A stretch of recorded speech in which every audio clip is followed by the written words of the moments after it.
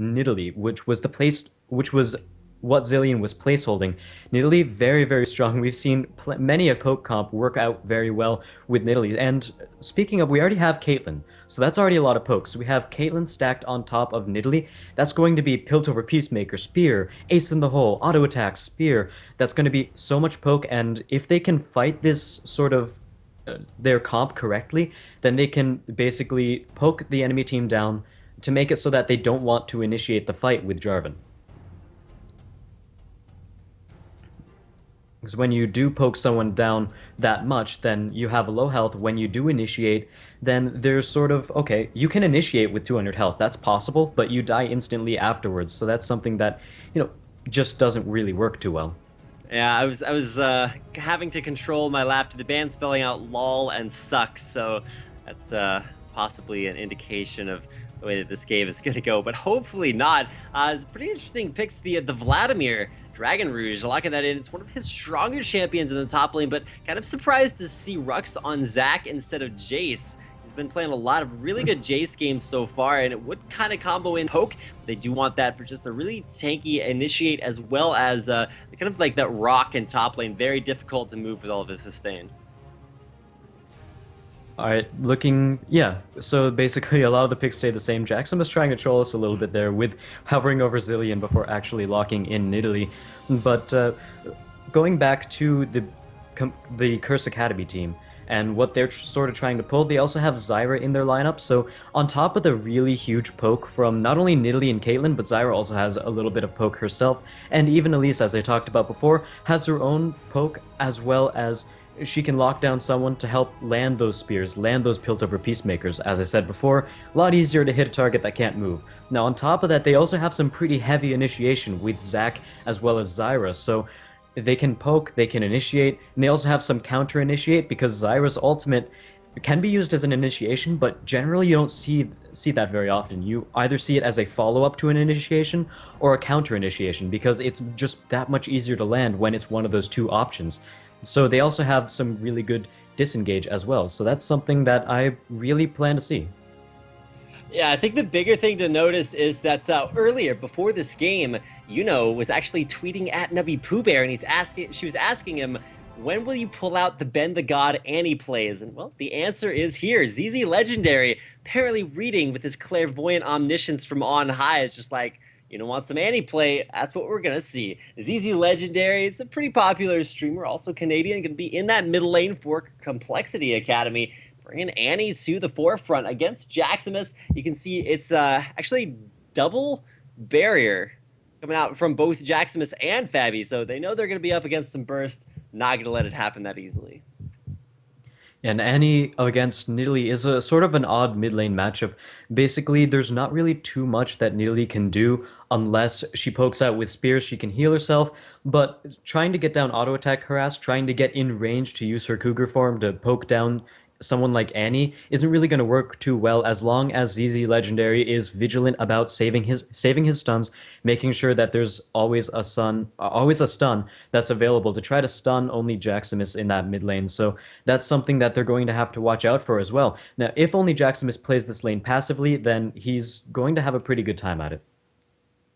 All right, so we're going to have to see how that mid lane works out. Interesting to see the Annie pick. But in the battle of academies, Complexity Academy going up against Curse Academy. We'll get that started after a quick commercial break. So don't go anywhere. We'll be right back after this break. But do want to give a little bit of a shout out to our sponsors. It's iBuyPower, Razor Academy, and Fatality Gaming Gear, providing us with the $10,000 prize pool, as well as some great giveaways for subscribers, for you guys hanging around in chat as well. So make sure to support them, support MCS, and if you guys want to support us as casters, you can head over to mcsesports.com/tips and leave us a little bit of a donation for the streams, for the casters, and continue to help support esports. So like I said, don't go anywhere. We'll be right back with the first game of the day as the Mobile Fire Challenger Series continues.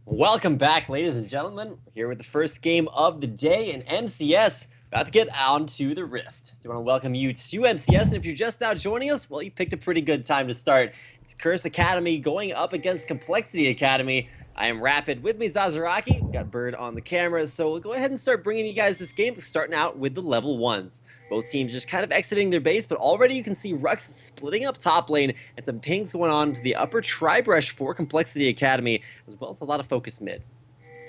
Yeah, one thing that we didn't actually mention before were some of the summoner spells.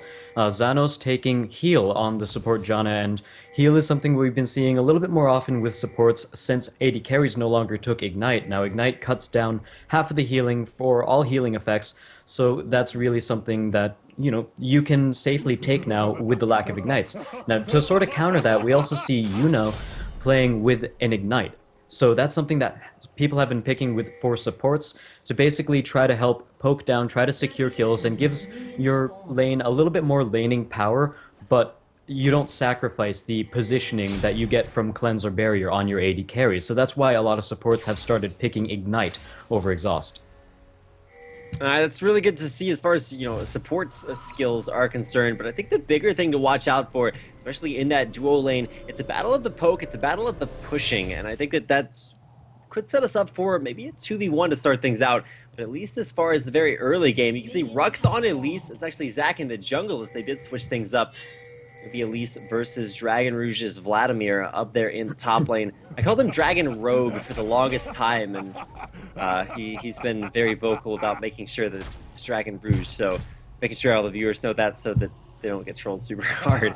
As is Nidalee traps and wards placed around here. Very defensive start to the jungle for Curse Academy. They're going to start things off at the red buff for One Bad Brad. He's going to be looking for either a lot of pressure top lane or mid lane after he completes his blue. Yeah, that's really what you want to do when you start red buff, because the natural way of the jungle is you take red and then you move up through the jungle and take your blue eventually. That gives you the highest amount of experience that you can get in the jungle, and it also helps with ganks because you have both the red buff and the blue buff. On a champion like Zac, obviously he's not really going to use the mana regen, but the cooldowns are still really nice, along with the fact that it just gives him a big chunk of experience. Now the red buff helps because it gives him a little bit more CC on his kit, and he's already got quite a bit of CC, so that helps his ganks out even more. Now, taking a look at the lanes, we have Elise and Nidalee. Those two are pretty high damage sort of lanes, and even though, you know, Nidalee doesn't have a lot of CC, Zac can act as that CC, and since Nidalee has a lot of damage, once she hits level 6, once she can get into the Cougar form, then that complements the sort of CC heavy jungle of Zac. Now, even still, Zac does quite a bit of damage, so that's something to keep your eye on as well. All right, now we're getting into the phase of the game where, really, if something goes wrong right now, it can start the snowball rolling incredibly early.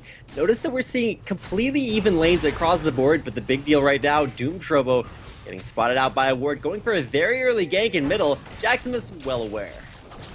Yeah, that was a very good early ward placed in their own jungle, and I like the warding all around by Curse Academy. They have 4 wards out on the map at level 1.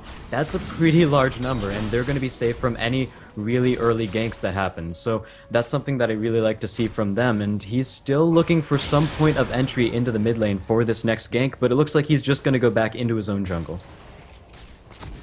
And so for right now, nothing too exciting happening, you know, just minor trades. Fabi, though, positioning very aggressively. Caitlyn Trick actually misses with the Piltover Peacemaker. A little bit of extra mana expended there, but the piercing arrows probably going to be maxed out there by DKBnet. He is one of the AD carries that doesn't go for the safe thing in maxing Hail of Arrows, just goes straight for the damage.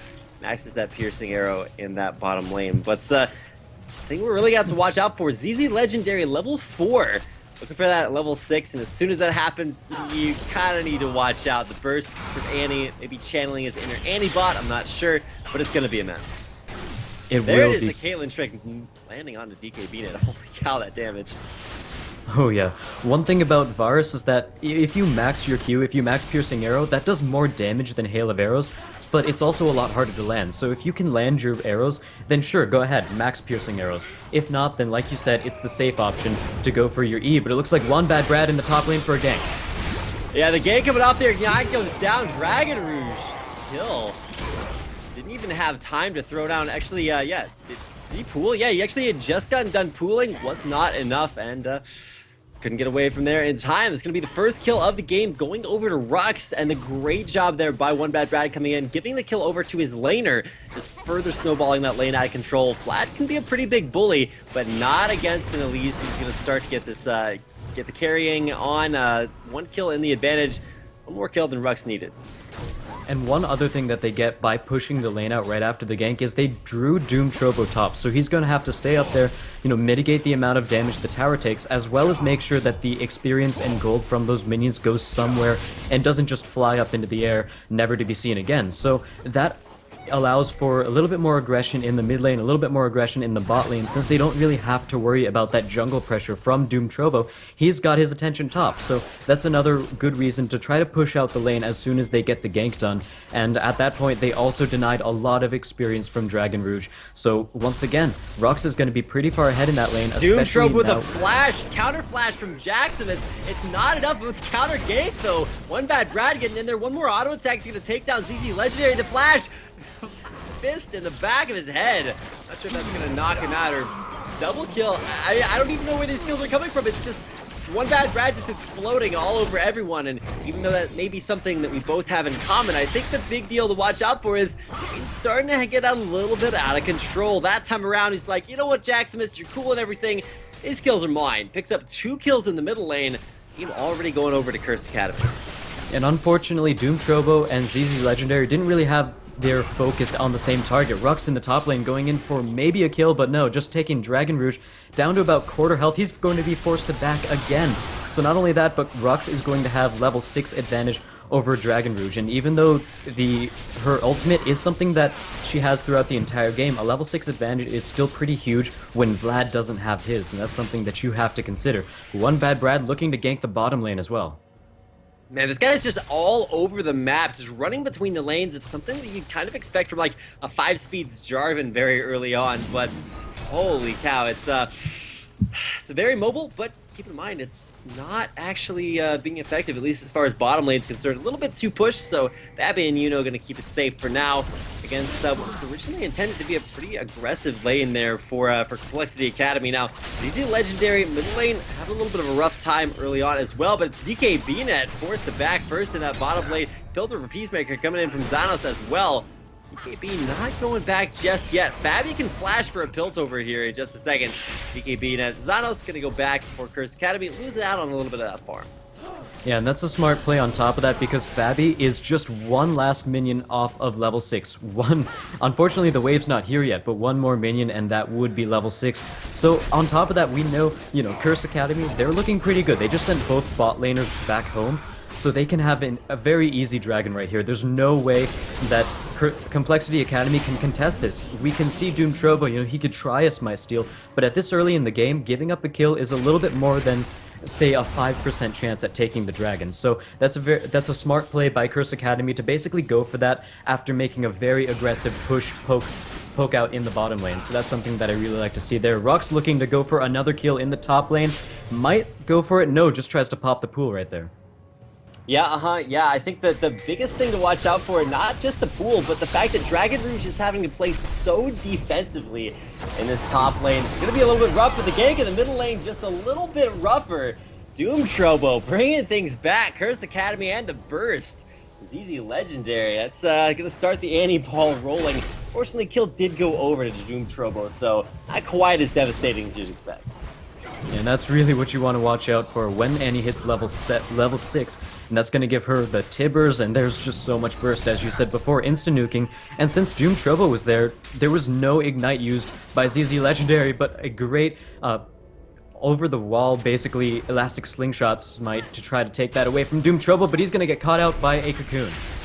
Yeah, Rux roaming down so early on from that top lane. He's actually casting a little bit with Mega Zero earlier, and he said, hey, if you got that advantage in that top lane, especially so early on, just start the roam. It's so early on, it's very easy to get early picks and further snowball the game in your favor.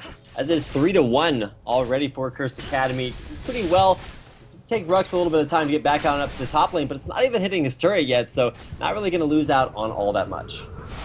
And one of the things that is a first buy on many people who play Elise is the Hunting Guys, and that's helping Elise because it is flat magic penetration. Now, Elise has two spells that scale on percentages, either percentage of their maximum health or percentage of their missing health. So that's a very strong thing to have when you build the magic penetration, because your base damages are already pretty high because of that, so you don't really necessarily need to stack ability power in order to get that damage out, even though it is very nice to have. And on top of that, Hunting Guys also gives you health, and really, who doesn't like health, let's be honest. Somewhat unserendipitous, One Bad Brad walks through a ward right as it dies, goes in on to DKBNet, still gets the CC. Turnaround damage going to be there. DKBNet takes some chunk damage. Oh, the shield from Xanos, not quite in time. Jaximus from around the corner throws the spear, lands onto Xanos, and it's going to be throwing those spears. It's like shooting fish in a barrel. Jaximus going in there, taking a spear onto Xanos. You can just dash in here. There's going to be one kill. The jump in there as well as the CC. Doom Trouble though coming in with some extra damage. One Bad Brad thrown down the Let's Bounce on top of Doom Trouble. Will the spears land? Jackson was looking for one more. Does he have it? No. This is out there in the bottom lane. Will be somewhat anticlimactic, but one's kill picked up nonetheless over to Jackson's. ZZ Legendary getting spotted out there by a ward, so he can't actually make anything happen down in the bot lane. Although one thing that sort of puzzles me a little bit is that the tower dive that happened right there, only Jaximus, he threw spears, he got the kills, but I think it would have been a little bit more effective if One Bad Brad were to start the initiation for the tower dive with an elastic slingshot into his Let's Bounce combo. Top lane Doom Trobo forced to pool underneath the turret, but the repel's out. We're just gonna wait for a Q. Rux flashing out from turret. He flashed before the turret aggroed. Great play there on the dive. Rux picking up another kill. And he's going to be very happy with that kill. And right now we see Dragon Rouge unfortunately forced to go with the Hextech Revolver first. A lot of times we don't actually see that on Vladimir anymore. The WOD is just not quite as effective as it used to be. A lot of times we just see either ability power or maybe go for even a Spirit Visage might work against Elise. Just the Spectre's Cowl giving him a lot more health regen, which is something that all Vladimirs love, as well as quite a bit of magic resist against Rux, who is playing Elise, who is a very, very magic damage reliant champion. But in the meantime, the rest of Curse Academy, it looks like they're going to try to push down this mid lane.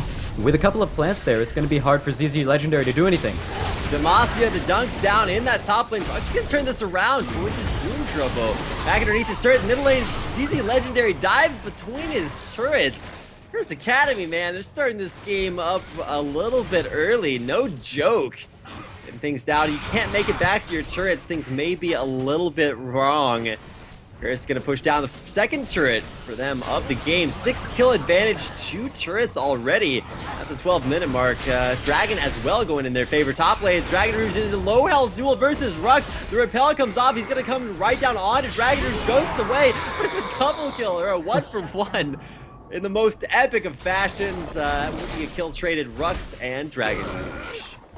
So that was a little bit more in favor of Dragon Rouge in that top lane because he wanted something to set the gold back a little bit towards even. And right now, I'm not sure. Yeah, he did get the shutdown bonus, so technically Rux actually killed him first. So that gives Dragon Rouge a little bit more gold than it did for Rux. So that trade was a little bit more worth it in his favor. And he went to go back and buy the Negatron Cloak, a lot of magic resist. And like I said before, Rux playing Elise scales on a high amount of magic damage. So building magic resist is something that's going to be very effective, especially when something like Spear Visage is already in Vladimir's core build, helping him sustain everything with the amount of healing buff it does. It basically gives you more percentage healing. Alright, yeah, the percentage healing, Spirit Visage, and even just the Negatron helped Crystal turning into the Spectral Cowl. It'll give you some crazy regen. One Bad Brad looking for the long range engage in that bottom lane. Let's have to wait a little bit for right now. DKBNet, Xanos continue to push that lane in, but you get Yuno and One Bad Brad still looking for this DKBNet. DKBNet, please. One Bad Brad still holding off the trigger finger. Yuno walks back in the lane. Now it's DKBNet in a little bit of trouble. Miss on the grasping roots. Gonna be battling out those plants for now. Fabi overextending, but still has One Bad Brad at his back. Unfortunately, though, the longer they stay down bot, the more that Doom Trobo suspects that something's going on. So he's already down here. He's already ready to counter-initiate on anything that One Bad Brad tries to do. So it looks like the rest of Curse Academy, they're just going home. And at this point, they did also waste a little bit of Doom Turbo's time, drawing him down to the bot lane, and then nothing happens. So that's going to be something that he's just going to have to go back into his own jungle and make that time up somewhere else. He's going to have to farm out a little bit. And ZZ Legendary keeps getting chunked down by some of these spears. He's really going to have to watch out a little bit against only Jaximus. But Doom Turbo in the mid lane, pinging out a little bit. Maybe he wants to make something happen here as well.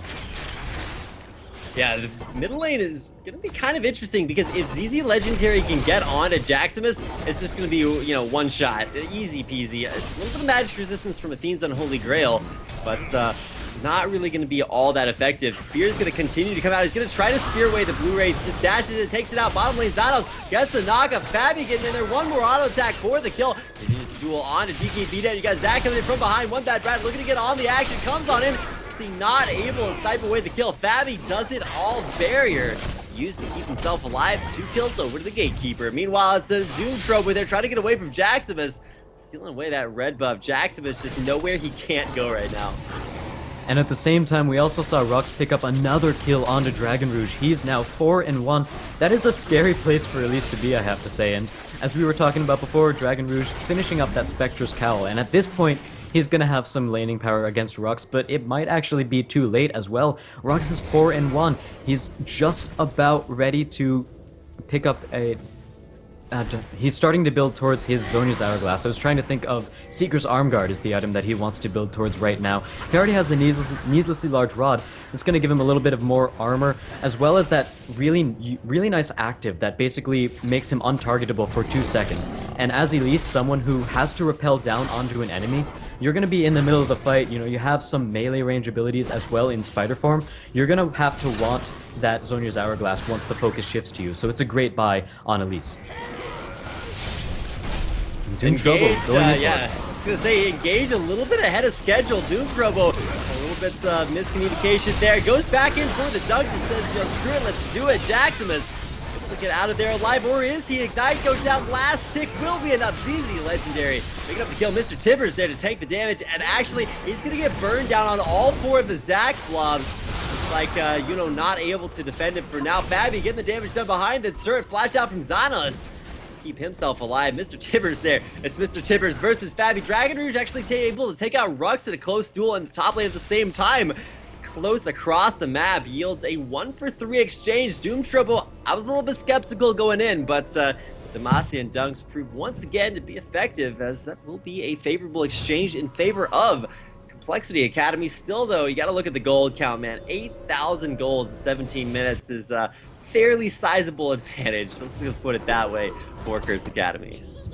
Yeah, and the only real big reason that Cursed Academy didn't actually win that fight was the fact that, you know, they didn't poke out as much as they would have wanted to. They got initiated on by Doom Turbo, and even though he was taken down in the fight fairly early, we also had people like DKB-Net, Xanos, ZZ Legendary. They put down a lot of damage with their AoE spells, and that's what their team comp sort of leans towards, whereas we see Cursed Academy, their team comp leans towards, alright, let's poke him down, let's get him down really low, and then to finish them off, we'll initiate a team fight with Zac. But unfortunately, that didn't happen this time. So next fight, hopefully they play a little bit more patiently. They can get some of that poke down before the initiation comes down, and they'll just win the fight. Because as you said, they are 8k gold ahead. That is a very, very large amount of gold. So they shouldn't have a really big problem closing out this game. But if there's anything that Complexity Academy can do to get back into it, would be to initiate those fights early on before they can take the poke damage. Unfortunately, when Rux gets into the fight, it's going to be a little bit harder to do that, though. At top lane, you got Doom Trobo Incognito looking to go in on Rux, and I think the big deal is as Rux has taken down this turret, he's going to be pushing in past the line of no return. Cocoon lands. It's time for Doom Trobo getting in there, throws down the knockup. No repel. Rux still looking for the kill onto Dragon Rouge. Summoners are available, but are not available for Dragon Rouge. Rux still able to flash out of there still, as the Ignite could turn things around if the situation calls for it. Needs large rod in the inventory, not tanky, but the dunks come down. Rux trapped in there. The Hemo play comes out. Damage once again onto Rux. Looking very dangerous. It does pop. Not enough damage just yet. Where is the standard combo? The knockup. The kill given over to Dragon Rouge. Now, they did secure that kill, but in the long-term sense, they actually came out a little bit behind in that engagement. They popped both Doom Trobo and Dragon Rouge's ultimates. Those are two huge team-fighting ultimates. All they have really left right now is the Tibbers from Annie, as well as DKBnet's ultimate as well. So if this would be the most opportune time for Curse Academy to fight. We saw Dragon Rouge and Doom Trobo. They were in the top lane, but it looks like they just couldn't get the amount of poke down that they needed, so they couldn't capitalize on the fact that Dragon Rouge and Doom Trobo were top and blew their ultimates on Rux. So in the end, it was actually once again in favor of Complexity Academy during that fight. I think the big thing for Complexity Academy in these fights, they're able to pick off 1v1s, but in the team fights, I don't think they're going to have enough damage to be spread amongst the entire team. I mean, Annie, great at bursting people down, and even, you look at Vladimir, that's an AoE ultimate, but that's going to help the burst to the front. But if you get past that burst damage, what's left for Complexity? I mean, they have a Janna, they have a Jarvan, they have maybe some periodic damage from Vladimir over time, periodic damage from a Hemomancer. I'm too good at this. CC Legendary with the upfront burst, not quite sustained unless you count Mr. Tibbers. So we'll see if that's enough. Poke damage starting to come in here against Complexity Academy, and they have the work cut out from Doom Trobo, catching out those spears. The Fabby ultimate. Fabby, why are you so good at this game? Please let some other people through. Closes the doors, slams them in Xanos' face, takes him out at long range, finding the ace in his hole. And that is going to allow them to take this tower. You know, they don't have Janna there. They don't have that big disengage that we all know and love from Janna. They don't have the Monsoon. They don't have the Tornado. They can't shield anything, and they're going in for it. Yeah, the engagement after the burst damage is done. Dragon Rouge will go down there. The balancing is fairly effective, as it would be with me, but it's like, was that Brad able to get in there for the damage, taking up the turrets, doesn't even care. Look at this guy, he's gonna go in for the re-engage, but not even necessary. Finds Xanos, not even afraid. A little bit small there for Zach, but we'll be able to sustain through everything. First base turret of the game falls already, 21 minutes in. It's gonna be the first inhibitor as well. Curse Academy absolutely smashing through this base defense. And they will be able to take an inhibitor off of this. That's pretty big for Curse Academy. They're going to be able to close out the game in the next big push. We see bot lane, that's already pushing. Top lane is pushing. Mid lane is already pushing, and now it has super minions as well. They have so much control over the map. They could, they could go Baron, they could take whatever control buffs they want, and then they could end the game with the last push. So that's something that they should be looking towards within the next few minutes. Now, one other real big strength of a poke comp was what we just saw right there. You poke one champion down to the point where they're either forced to back out of the fight or they completely die. In this case, it was Xanos. And as soon as he died, Curse Academy said, alright, well, there's nothing to disengage that. There's not a lot of CC left other than ZZ Legendary and Doom Trobo. Let's just initiate this. It's 4v5 and we can win this under tower. And they did just that. They took the tower and the inhibitor. Great play by Curse Academy, once again utilizing their comp pretty well. I don't think so, but leave a minute. And it looks like only Jaximus is going to be taking the blue buff a little bit, and as I said before, that's something that they want to look towards, just taking buffs all around the map. Unfortunately, it might be a little bit too late to go for a Baron play as well, because the wards are now back up for the side of Complexity Academy. So it might be a little bit of a risky play, but they could also sort of bait out a team fight if they were to go for that as well. But Doom Trobo is right here looking to try to catch out only Jaximus, but ooh, it looks like DK BNet, not long for this world. No wards there in that bush, and it just meant that one bad Brad able to jump over there, take him out. It's 4v5, and as if Complexity Academy didn't need any more help, it's Doom Trobo going down there top lane, but it's ZZ Legendary there for the body block. Mr. Tibbers making people call him Sir. Jaximus now the chase on from Dragon Rouge, does not want to go in there, and that's the reason why. One bad Brad back in there for the counter initiate. Gonna get the knockup dodge out there by the pool. ZZ Legendary there with Tibbers in hand. Actually not in hand anymore, is out onto the field. The damage from Jaximus though so undeniable. Spear comes out, not enough. Take out Dragon Rouge, but one more outer turret left available. Now, no longer. Last one of the game, taken down 18-8 and 7-0 in turrets. A perfect turret game so far for Curse Academy. Curse Academy sent one person to the grave that fight, but they sent two others back. And at that point, Doom Trouble and DKBnet were the only ones with a good amount of health, so they were forced to back as well. But Doom Trouble looking to reinitiate this. The spear is not going to land, and probably wasn't going to be enough to kill him either way, but it looks like the locket was also popped as well. So there are a lot of cooldowns that are down for the side of Complexity Academy. Curse Academy could once again initiate this fight as soon as Rux gets back. Spears continuing to land. Only Jackson is just kind of teasing in there with the spears. Sucks for everybody who's had to experience that. I think the big thing to notice is that Curse Academy, they're not going anywhere. They're just going to stand there, wait for the next wave, pushing here onto the turret, and I gotta say, not a whole lot to push them off. ZZ Legendary, no anti-ult for 30 seconds. Janus Shield's going to be taken down in 2 autos from Fabi. The push continues to go in here. ZZ stepping on its trap. It's actually going to hurt Fabi by stepping on that trap because of the damage return from that Molten Shield, which is kind of interesting. But the push continues, sustained very, very high for Cursed Academy. And now it's going to be taking a little bit of damage to push out from the base. Stun on a ZZ Legendary. I'm going to stay on that a lot because Annie's the initiate. One bad Brad to initiate for Curse. Hemo Plague on to 2. Doom Trouble is going to be getting in there. Damage onto Dragon Rouge as well. He's going to throw down that Sanguine Pool. Not long for this ult though. Will get taken out. One bad Brad stays alive. Dragon Rouge does not. Now it's Legendary's turn to go down. Throws out the Q, picks up 1 kill, but no, it's popping to Zach passive. Xanos versus Rux deep in the heart of Texas, in the heart of the Complexity Academy base. Super Minions actually the ones to push Xanos out. It's going to be Rux, the Eternal Chase versus Janna.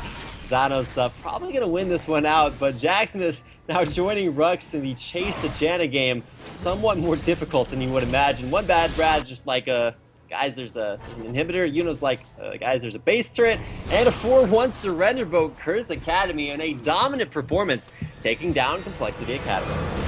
I'd like to go back to that last fight that sort of ended the game right there. And what basically happened was once again that poke comp coming out from Curse Academy. We saw one spear weave through the entirety of Complexity Academy's team, hit onto DKBnet, and he was taken down to sub 100 health. And at that point, the entirety of Complexity Academy said, oh, whoa, we can't fight this anymore. So they immediately started hightailing it back to their own fountain.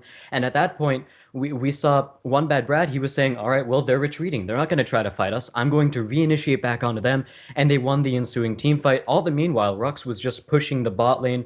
He got an inhibitor off of that. And, you know, at that point, it was just basically game after the team fight. All right, so that is going to do it for a somewhat anticlimactic first game of the day. Curse Academy crushing through Call A. They are going to continue their rampage up the standings. Keep in mind that is going to put Curse Academy in the standings at, let's see, that's going to move them up to 3rd place, 7-2, tied with Denial. Only below Complexity and to be determined. So very strong showing from them. Now 7-2, and that does mean that Complexity Academy dropping down to 2-5. It's going to do it for our first game of the day. But before we move on, do have a little